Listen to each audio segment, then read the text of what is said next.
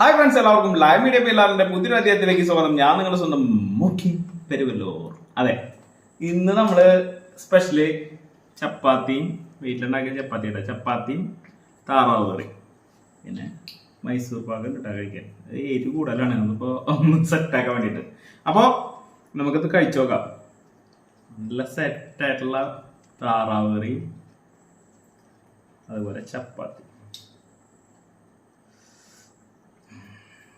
മണം അങ്ങനെ വരുന്ന ഇങ്ങനെ മൂക്കിലിങ്ങനെ.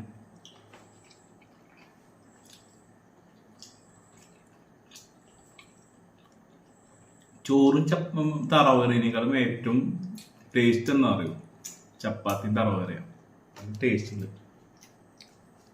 കുമ്പളങ്ങ ഇട്ടിട്ടാണ്.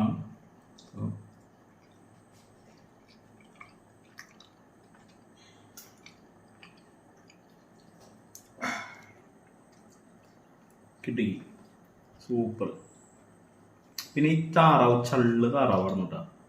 നമുക്ക് ഈ താറാവിൻ്റെ ഇറച്ചിക്ക് ഇങ്ങനെ സിമ്പിളായിട്ട് നമ്മൾ കോഴി കഴിക്കില്ലേ, നമ്മൾ ബ്രോയിലറിൻ്റെ കോഴി കഴിക്കില്ലേ, ആ ഒരു ലാഘവത്തോടെ നമുക്ക് കഴിക്കാം.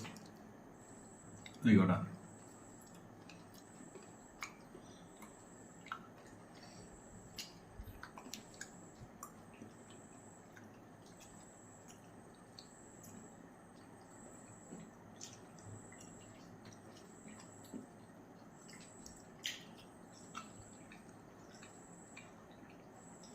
എനിക്ക് ഇഷ്ടമായി താറാവും ചപ്പാത്തി കറി.